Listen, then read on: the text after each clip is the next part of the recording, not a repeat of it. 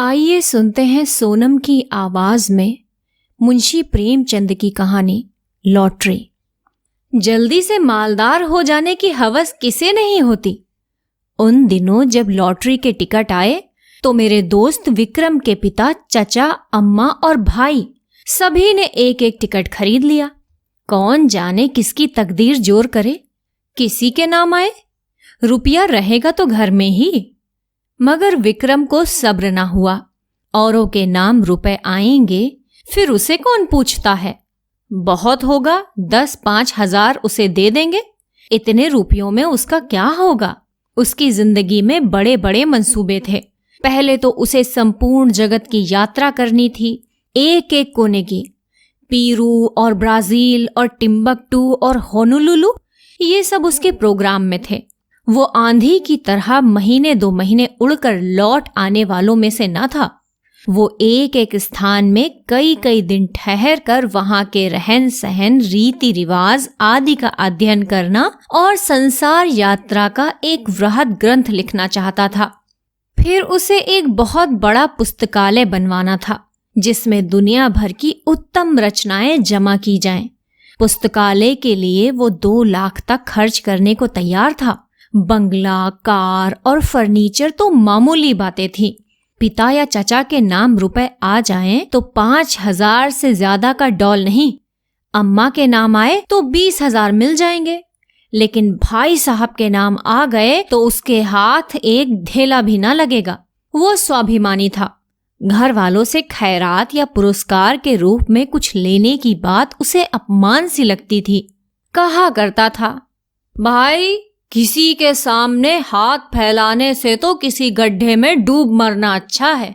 जब आदमी अपने लिए संसार में कोई स्थान ना निकाल सके तो यहां से प्रस्थान कर जाए। वो बहुत बेकरार था।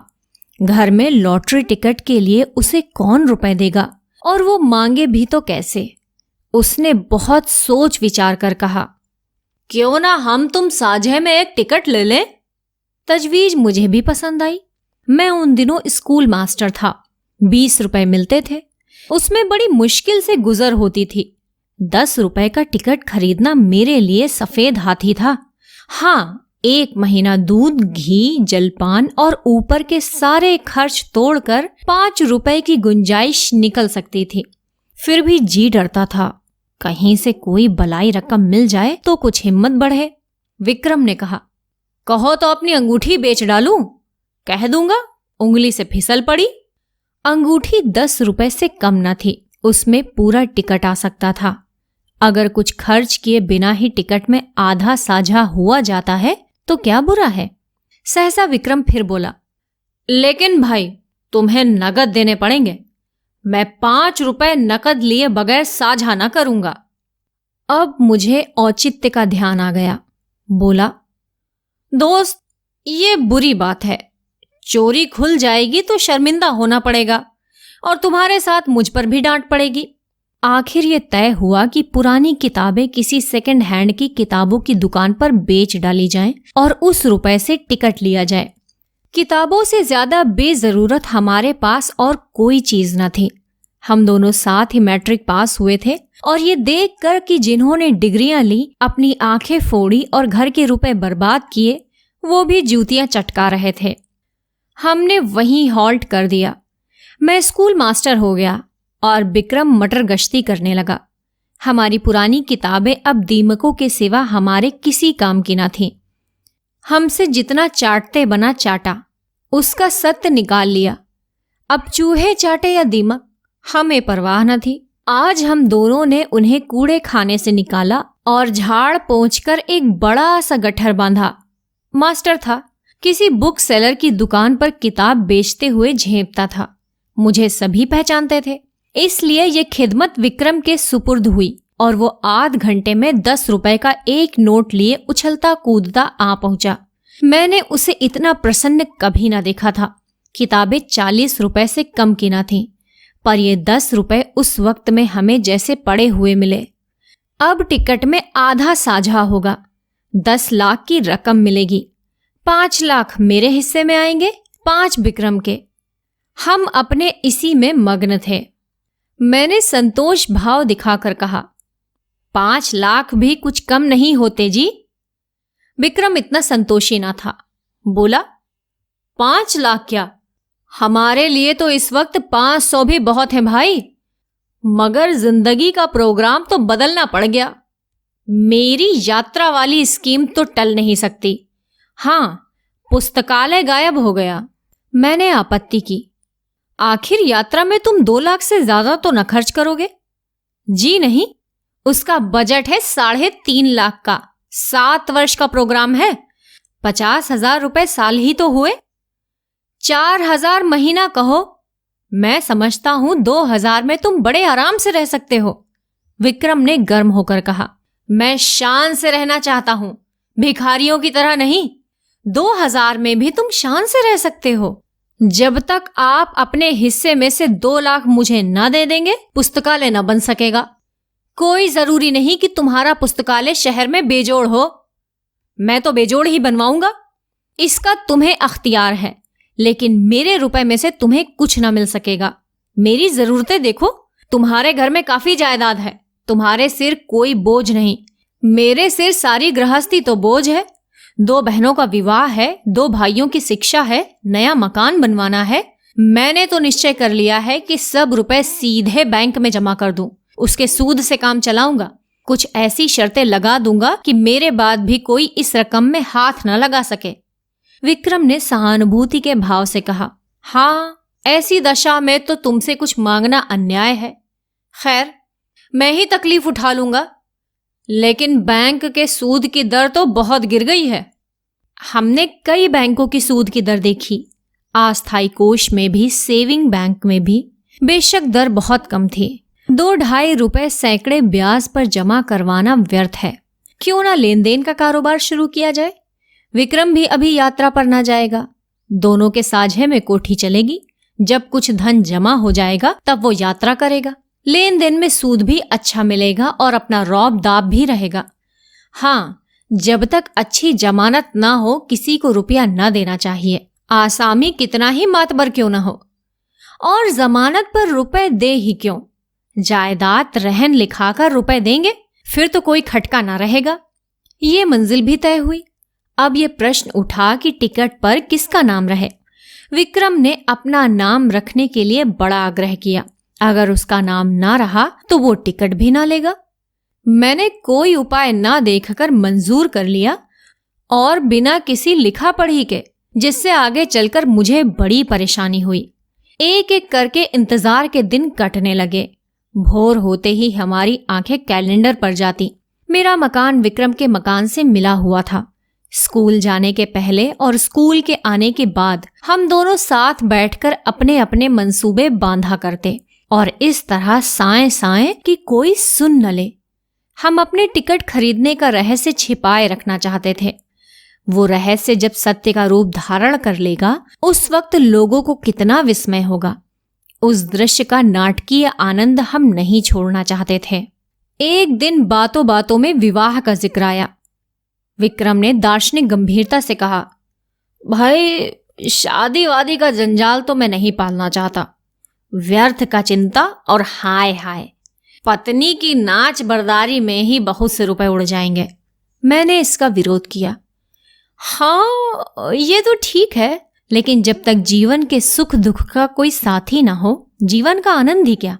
मैं तो विवाहित जीवन से विरक्त नहीं हूं। हाँ, साथी ऐसा चाहता हूं जो अंत तक साथ रहे, और ऐसा साथी पत्नी के सिवा दूसरा नहीं हो सकता। विक्रम जरूरत से ज्यादा तुनक मिजाजी से बोला, खैर, अपना अपना दृष्टिकोण है। आपको बीवी मुबारक, और कुत्तों की तरह उसके पीछे पीछे चलना तथा बच्चों को संसार की सबसे बड़ी विभूति और ईश्वर की सबसे बड़ी देन समझना मुबारक। बंदा तो आजाद रहेगा। अपने मजे से जब चाहा उड़ गए और जब चाहा घर आ गए। ये नहीं कि हर वक्त एक चौकीदार आपके सिर पर सवार हो। जरा सी देर हुई घर आने में और फौरन जवाब तलब हुआ, कहाँ थे अब तक? आप बाहर निकले और फौरन जवाब सवाल हुआ, कहाँ जाते हो? और जो कहीं दुर्भाग्य से पत्नी जी भी साथ हो गईं, तब तो डूब मरने के सिवा आपके लिए कोई मार्ग ही नहीं रह जाता। ना भैया, मुझे आपसे जरा भी सहानुभूति नहीं। बच्चे को जरा सा जुकाम हुआ और आप बेतहाशा दौड़े चले जा रहे हैं होम्योपैथिक डॉक्टर के पास। जरा उम्र खिसकी और लड़के मनाने लगे कि कब आप प्रस्थान करें और वो गुलछर्रे उड़ाएं। मौका मिला तो आपको जहर खिला दिया और मशहूर किया कि आपको कालरा हो गया था। मैं इस जंजाल में नहीं पड़ता। कुंती आ गई। वो विक्रम की छोटी बहन थी, कोई 11 साल की, छठे में पढ़ती थी और बराबर फेल होती थी। बड़ी चिलबिल्ली, बड़ी शोक। इतने धमाके से द्वार खोला कि हम दोनों चौंक कर उठ खड़े हुए। विक्रम ने बिगड़ कर कहा, तू बड़ी शैतान है कुंती, किसने तुझे बुलाया यहां पे? कुंती ने खुफिया पुलिस की तरह कमरे में नजर दौड़ाकर कहा, तुम लोग हरदम किवाड़ बंद किए बैठे क्या बातें किया करते हो? जब देखो यहीं बैठे हो, न कहीं घूमने जाते हो, न तमाशा देखने, कोई जादू मंत्र जगाते होगे। विक्रम ने उसकी गर्दन पकड़कर हिलाते हुए कहा, हाँ, एक मंत्र जगा रहे हैं जिसमें तुझे ऐसा दूल्हा मिले जो रोज गिनकर 5000 हंटर जमाए सड़ासड़। कुंती उसकी पीठ पर बैठकर बोली, मैं ऐसे दूल्हे से ब्याह करूंगी जो मेरे सामने खड़ा पूंछ हिलाता रहेगा। मैं मिठाई के दाने फेंक दूंगी और वो चाटेगा, जरा भी ची चपड़ करेगा तो कान गर्म कर दूंगी। अम्मा को लॉटरी के रुपए मिलेंगे तो 50,000 मुझे दे दे, बस चैन करूंगी। मैं दोनों वक्त ठाकुर जी से अम्मा के लिए प्रार्थना करती हूँ। अम्मा कहती हैं कुंवारी लड़कियों की दुआ कभी निष्फल नहीं होती। मेरा मन तो कहता है अम्मा को रुपए जरूर मिलेंगे। मुझे याद आया, एक बार मैं अपने ननिहाल देहात में गया था तो सूखा पड़ा हुआ था। भादों का महीना आ गया था मगर पानी की बूंद नहीं। सब लोगों ने चंदा करके गांव की कुंवारियों की दावत की थी और उसके तीसरे दिन ही मूसलाधार वर्षा हुई थी। अवश्य ही कुंवारियों की दुआ में असर होता है। मैंने विक्रम को अर्थपूर्ण आंखों से देखा। विक्रम ने मुझे। आंखों ही में हमने सलाह कर ली और निश्चय भी कर लिया। विक्रम ने कुंती से कहा, अच्छा, तुमसे एक बात कहें? किसी से कहोगी तो नहीं? नहीं, तू बड़ी अच्छी लड़की है, किसी से ना कहेगी। मैं अब की खूब पढ़ाऊंगा और पास करा दूंगा। बात यह है कि हम दोनों ने भी लॉटरी का टिकट लिया है। हम लोगों के लिए भी ईश्वर से प्रार्थना किया कर।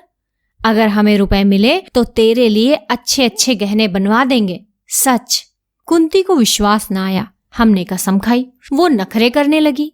जब हमने उसे सिर से पांव तक सोने और हीरे से मढ़ देने की प्रतिज्ञा की तब वो हमारे लिए दुआ करने पर राजी हुई। लेकिन उसके पेट में मनो मिठाई पच सकती थी, वो जरा सी बात ना पची।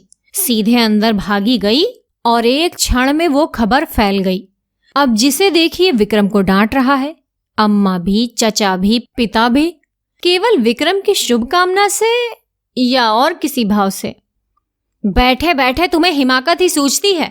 रुपए लेकर पानी में फेंक दिए। घर में इतने आदमियों ने तो टिकट लिया ही है, तुम्हें लेने की क्या जरूरत थी?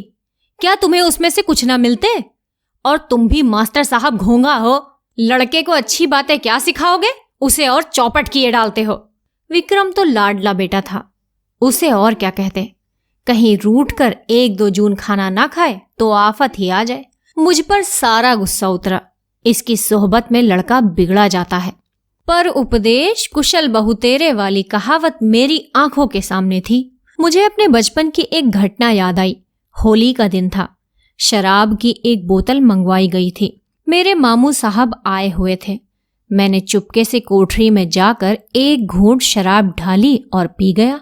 अभी गला जल ही रहा था और आंखें लाल ही थीं कि मामू साहब कोठरी में आ गए और मुझे मानो सेंध में गिरफ्तार कर लिया। और इतना बिगड़े कि मेरा कलेजा सूख कर छुहारा हो गया। अम्मा ने भी डांटा, पिताजी ने भी डांटा। मुझे आंसुओं से उनकी क्रोधाग्नि शांत करनी पड़ी। और दोपहर ही को मामू साहब नशे में पागल होकर गाने लगे, फिर रोए, फिर अम्मा को गालियां दी। दादा के मना करने पर भी मारने दौड़े और आखिर में कै करके जमीन पर बेसुध पड़े नजर आए। विक्रम के पिता बड़े ठाकुर साहब और ताऊ छोटे ठाकुर साहब दोनों जड़वादी थे, पूजा पाठ की हंसी उड़ाने वाले, पूरे नास्तिक। मगर अब दोनों बड़े निष्ठावान और ईश्वर के भक्त हो गए थे। बड़े ठाकुर साहब प्रातःकाल गंगा स्नान करने जाते और मंदिरों के चक्कर लगाते हुए दोपहर को सारी देह में चंदन लपेटे घर लौटते। छोटे ठाकुर साहब घर पर ही गर्म पानी से स्नान करते और गठिया से ग्रस्त होने पर भी राम नाम लिखना शुरू कर देते। धूप निकल आने पर पार्क की ओर निकल जाते और चींटियों को आटा खिलाते शाम होते ही दोनों भाई अपने ठाकुर द्वारे में जा बैठते और आधी रात कर भागवत की कथा तन्मय होकर सुनते। विक्रम के बड़े भाई प्रकाश को साधु महात्माओं पर अधिक विश्वास था। वो मठों और साधुओं के अखाड़ों और कुटिया की खाक छानते और माता जी को तो भोर से आधी रात तक स्नान, पूजा और व्रत के सिवा दूसरा काम ही न था। इस उम्र में उन्हें सिंगार का शौक था, पर आजकल पूरी तपस्विनी बनी हुई थी। लोग नाहक लालसा को बुरा कहते हैं। मैं तो समझता हूँ हम में जो ये भक्ति, निष्ठा और धर्म प्रेम है वो केवल हमारी लालसा, हमारी हवस के कारण। हमारा धर्म हमारे स्वार्थ के बल पर टिका हुआ है। हवस मनुष्य के मन और बुद्धि का इतना संस्कार कर सकती है, ये मेरे लिए बिल्कुल नया अनुभव था। हम दोनों भी ज्योतिषों और पंडितों से प्रश्न करके अपने को कभी सुखी कर लिया करते थे। ज्यों-ज्यों लॉटरी का दिवस समीप आता जाता था, हमारे चित्त की शांति उड़ती जाती थी। हमेशा उसी ओर मन टंगा रहता था। मुझे आप ही आप अकारण संदेह होने लगा कि कहीं विक्रम मुझे हिस्सा देने से इनकार कर दे तो मैं क्या करूंगा। साफ इनकार कर जाए कि तुमने टिकट का साझा किया ही नहीं, न कोई तहरीर है न कोई दूसरा सबूत, सब कुछ विक्रम की नीयत पर है। उसकी नीयत जरा भी डावाडोल हुई कि काम तमाम। कहीं फरियाद नहीं कर सकता, मुंह तक नहीं खोल सकता। अब अगर कुछ कहूं भी तो लाभ नहीं। अगर उसकी नीयत में फितूर आ गया है तो वो अभी से इनकार कर देगा। अगर नहीं आया है तो इस संदेह से उसे मर्मांतक वेदना होगी।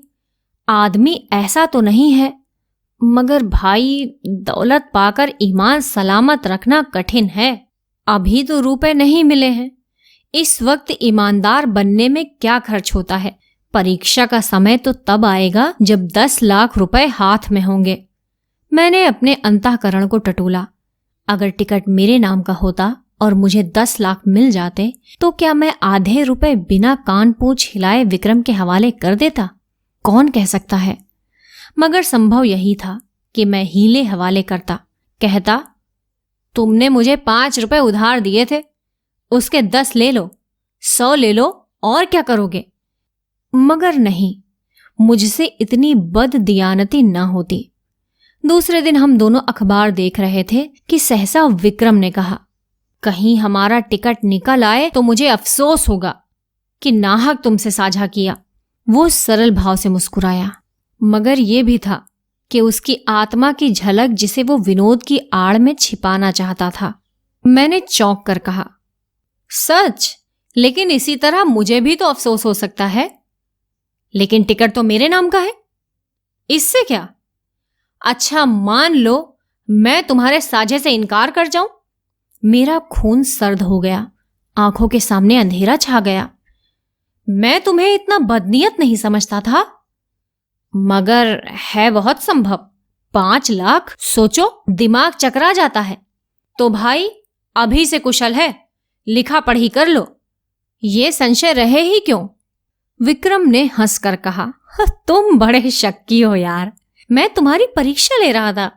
भला ऐसा कहीं हो सकता है? 5 लाख तो क्या, 5 करोड़ भी हो, तब भी ईश्वर चाहेगा तो नियत में खलल ना आने दूंगा।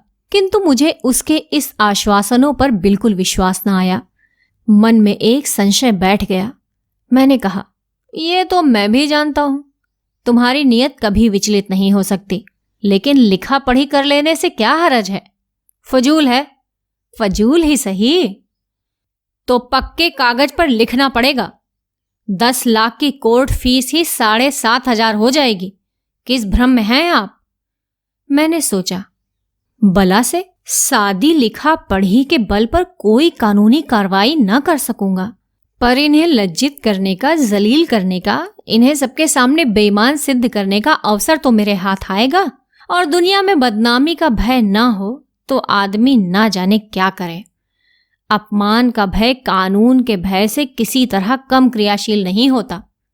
बोला, मुझे सादे कागज पर ही विश्वास आ जाएगा।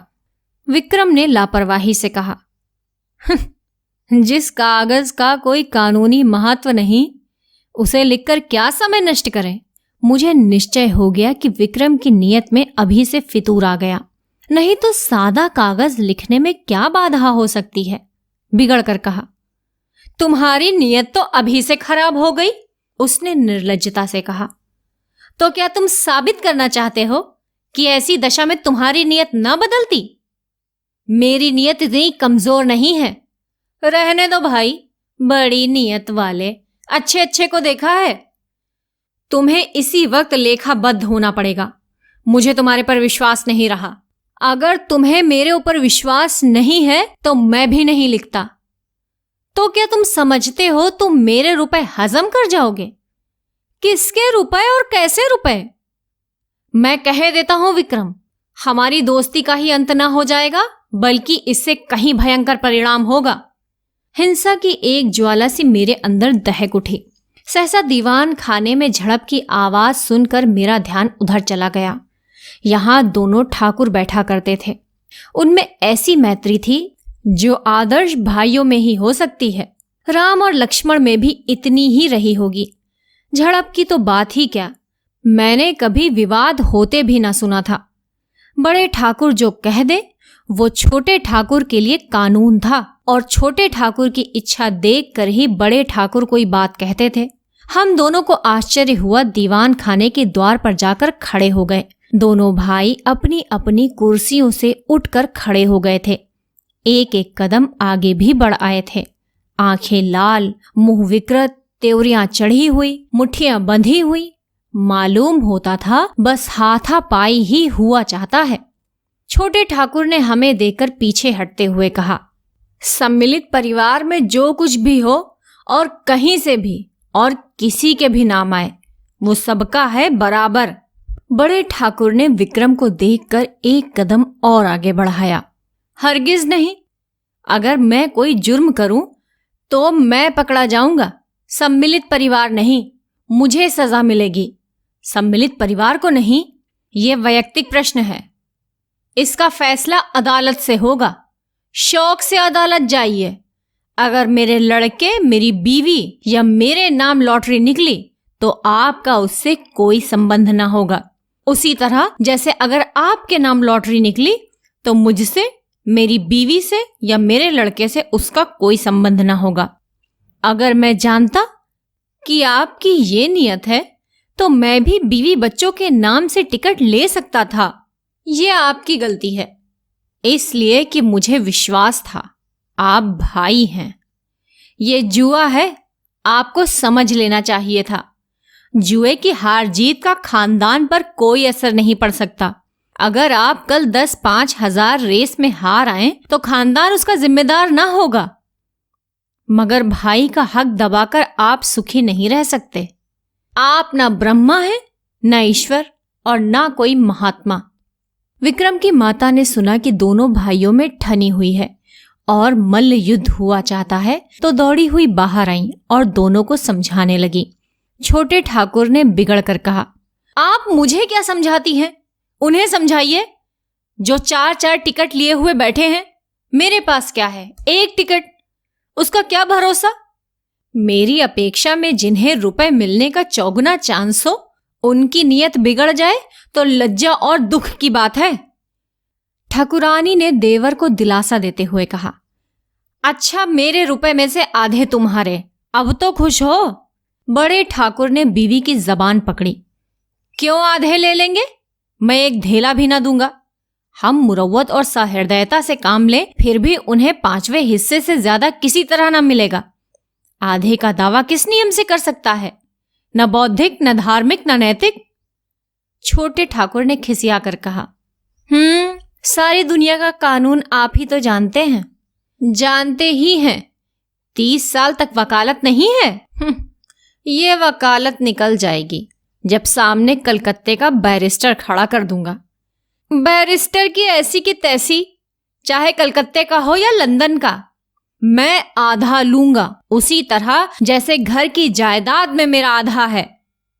इतने में विक्रम के बड़े भाई सिर और हाथ में पट्टी बांधे, लंगड़ाते हुए कपड़ों पर ताजा खून के दाग लगाए प्रसन्न मुख आकर आराम कुर्सी पर गिर पड़े। बड़े ठाकुर ने घबरा कर पूछा, ये तुम्हारी क्या हालत है जी? हैं? ये चोट कैसे लगी? किसी से मारपीट तो नहीं हो गई? प्रकाश ने कुर्सी पर लेटकर एक बार कराहा, फिर मुस्कुरा कर बोले, जी कोई बात नहीं, ऐसी कुछ बहुत चोट नहीं लगी। कैसे कहते हो कि चोट नहीं लगी? सारा हाथ और सिर सूज गया है, कपड़े खून से तर हैं। ये मामला क्या है? कोई मोटर दुर्घटना तो नहीं हो गई? बहुत मामूली चोट है साहब, 2-4 दिन में अच्छी हो जाएगी, घबराने की कोई बात नहीं। प्रकाश के मुख पर आशापूर्ण शांत मुस्कान थी। क्रोध, लज्जा या प्रतिशोध की भावना का नाम भी न था। बड़े ठाकुर ने और व्यग्र होकर पूछा, लेकिन हुआ क्या? ये क्यों नहीं बतलाते? किसी से मारपीट हुई हो तो थाने में रपट करवा दूं। प्रकाश ने हल्के मन से कहा, मारपीट किसी से नहीं हुई है साहब। बात यह है कि मैं जरा झक्कड़ बाबा के पास चला गया था। आप तो जानते हैं, वो आदमियों की सूरत से भागते हैं और पत्थर लेकर मारने दौड़ते हैं। जो डरकर भागा वो गया, जो पत्थर की चोट खाकर भी उनके पीछे लगा रहा वो पारस हो गया। वो यही परीक्षा लेते हैं। आज मैं वहां पहुंचा तो कोई 50 आदमी जमा थे। कोई मिठाई लिए, कोई बहुमूल्य भेंट लिए, कोई कपड़ों की थान लिए। झक्कड़ बाबा ध्यानावस्था में बैठे हुए थे। एकाएक उन्होंने आंखें खोली और ये जनसमूह देखा तो कोई पत्थर चुनकर उनके पीछे दौड़े। फिर क्या था, भगदड़ मच गई। लोग गिरते पड़ते भागे, हुर्र हो गए, एक भी न टिका। अकेला मैं घंटे घर की तरह वहीं डटा रहा। बस उन्होंने पत्थर चला ही दिया तो पहला निशाना सिर में लगा। उनका निशाना बड़ा अचूक पड़ता है। खोपड़ी भन्ना गई, खून की धार बह चली, लेकिन मैं हिला नहीं। फिर बाबा जी ने दूसरा पत्थर फेंका, वो हाथ में लगा। मैं गिर पड़ा और बेहोश हो गया। जब होश आया तो वहां सन्नाटा था। बाबा जी भी गायब हो गए थे। अंतर्धान हो जाया करते हैं। किसे पुकारूं? किससे सवारी लाने को कहूं? मारे दर्द के हाथ फटा पड़ता था और सिर से अभी तक खून जारी था। किसी तरह उठा और सीधा डॉक्टर के पास चला गया। उन्होंने देखकर कहा, हड्डी टूट गई है और पट्टी बांध दी। गर्म पानी से सेकने को कहा है। शाम को फिर आएंगे। मगर चोट लगी तो लगी। अब लॉटरी मेरे नाम आई धरी है। ये निश्चय है, ऐसा कभी हुआ ही नहीं कि झक्कड़ बाबा की मार खाकर कोई नामुराद रह गया हो। मैं तो सबसे पहले बाबा की कुटी बनवा दूंगा। बड़े ठाकुर साहब के मुख पर संतोष की झलक दिखाई दी। फौरन पलंग बिछ गया। प्रकाश उस पर लेटे। ठाकुराइन पंखा झलने लगी। उनका भी मुख प्रसन्न था। इतनी चोट खाकर 10 लाख पा जाना कोई बुरा सौदा नहीं था। छोटे ठाकुर साहब के पेट में चूहे दौड़ रहे थे। ज्यों ही बड़े ठाकुर भोजन करने गए और ठाकुराइन भी प्रकाश के लिए भोजन का प्रबंध करने गई, त्यों ही छोटे ठाकुर ने प्रकाश से पूछा, क्या बहुत जोर से पत्थर मारते हैं? जोर से तो क्या मारते होंगे? प्रकाश ने उनका आशय समझकर कहा, अरे साहब, पत्थर नहीं मारते, बम गोले मारते हैं। देव सा तो डील डॉल है और बलवान इतने कि एक घूसे में शेरों का काम तमाम कर देते हैं। कोई ऐसा वैसा आदमी हो तो एक ही पत्थर में टैं हो जाए। कितने तो मर गए, मगर आज तक झक्कड़ बाबा पर मुकदमा नहीं चला और 2-4 पत्थर मार कर ही नहीं रह जाते। जब तक आप गिर ना पड़े और बेहोश ना हो जाएं, वो मारते ही जाएंगे। मगर रहस्य यही है कि आप जितनी ज्यादा चोट खाएंगे उतने ही अपने उद्देश्य के निकट पहुंचेंगे। प्रकाश ने ऐसा रोए खड़े कर देने वाला चित्र खींचा कि छोटे ठाकुर साहब थर्रा उठे। पत्थर खाने की हिम्मत न पड़ी। आखिर भाग्य के निपटारे का दिन आया। जुलाई की 20वीं तारीख कत्ल की रात हम प्रातः काल उठे तो एक नशा चढ़ा हुआ था, आशा और भय के द्वंद्व का। दोनों ठाकुरों ने घड़ी रात रहे गंगा स्नान किया था और मंदिर में बैठे पूजन कर रहे थे। आज मन में श्रद्धा जागी। मंदिर में जाकर मन ही मन ठाकुर जी की स्तुति करने लगा। अनाथों के नाथ, तुम्हारी कृपा दृष्टि क्या हमारे ऊपर ना होगी? तुम्हें क्या मालूम नहीं हमसे ज्यादा तुम्हारी दया कौन डिजर्व करता है? विक्रम सूट बूट पहने मंदिर के द्वार पर आया और मुझे इशारे से बुलाकर इतना कहा, मैं डाक खाने जाता हूं, और हवा हो गया। जरा देर में प्रकाश मिठाई के थाल लिए हुए घर में से निकले और मंदिर के द्वार पर खड़े होकर कंगालों को बांटने लगे, जिनकी एक भीड़ जमा हो गई थी। और दोनों ठाकुर भगवान के चरणों में लौ लगाए हुए थे, सिर झुकाते थे, आंख बंद किए हुए, अनुराग में डूबे हुए। बड़े ठाकुर ने सिर उठाकर पुजारी की ओर देखा और बोला, भगवान तो बड़े भक्तवत्सल हैं, क्यों पुजारी जी?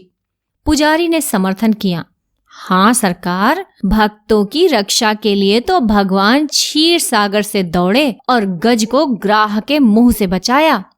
एक क्षण के बाद छोटे ठाकुर साहब ने सिर उठाया और पुजारी से बोले, क्यों? भगवान तो सर्वशक्तिमान है, अंतर्यामी, सबके दिल का हाल जानते हैं। पुजारी ने समर्थन किया, हाँ सरकार, अंतर्यामी ना होते तो सबके मन की बात कैसे जान जाते? शबरी का प्रेम देखकर स्वयं उसकी मनोकामना पूरी की। पूजन समाप्त हुआ, आरती हुई। दोनों भाइयों ने आज ऊंचे स्वर से आरती गाई और बड़े ठाकुर ने 2 रुपए थाल में डाले, छोटे ठाकुर ने 4 रुपए डाले। बड़े ठाकुर ने एक बार कोप दृष्टि से देखा और मुंह फेर लिया। सहसा बड़े ठाकुर ने पुजारी से पूछा, तुम्हारा मन क्या कहता है पुजारी जी? पुजारी बोला, सरकार की फतेह हो। छोटे पुजारी ने पूछा, और मेरी?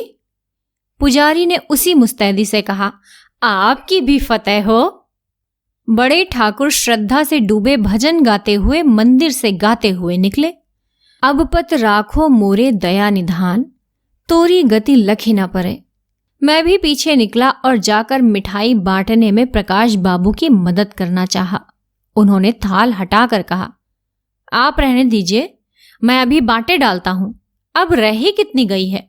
मैं खिसियाकर डाक खाने की तरफ चला कि विक्रम मुस्कुराता हुआ साइकिल पर आ पहुंचा। उसे देखते ही सभी जैसे पागल हो गए। दोनों ठाकुर सामने ही खड़े थे, दोनों बाज की तरह झपटे। प्रकाश के थाल में थोड़ी सी मिठाई बच रही थी। उसने थाल जमीन पर पटका और दौड़ा, और मैंने तो उस उन्माद में विक्रम को गोद में उठा लिया, मगर कोई उससे कुछ पूछता नहीं। सभी जय जयकार की हाक लगा रहे थे। बड़े ठाकुर ने आकाश की ओर देखा और बोले, रामचंद्र की जय। छोटे ठाकुर ने छलांग मारी, बोलो हनुमान जी की जय। प्रकाश तालियां बजाता हुआ चीखा, दुहाई झक्कड़ बाबा की। विक्रम ने और जोर से कहकहा मारा और फिर अलग खड़ा होकर बोला, जिसका नाम आया है उससे 1 लाख लूंगा, बोलो है मंजूर? बड़े ठाकुर ने उसका हाथ पकड़ा, पहले बात तो ना, यो नहीं बताता। छोटे ठाकुर बिगड़े, महज बताने के लिए 1 लाख, शाबाश। प्रकाश ने त्योरी चढ़ाई, क्या डाक खाना हमने देखा नहीं है? अच्छा, तो अपना अपना नाम सुनने के लिए तैयार हो जाओ। सभी लोग फौजी अटेंशन की दशा में निश्चल खड़े हो गए। होश हवास ठीक रखना। सभी पूर्ण सचेत हो गए।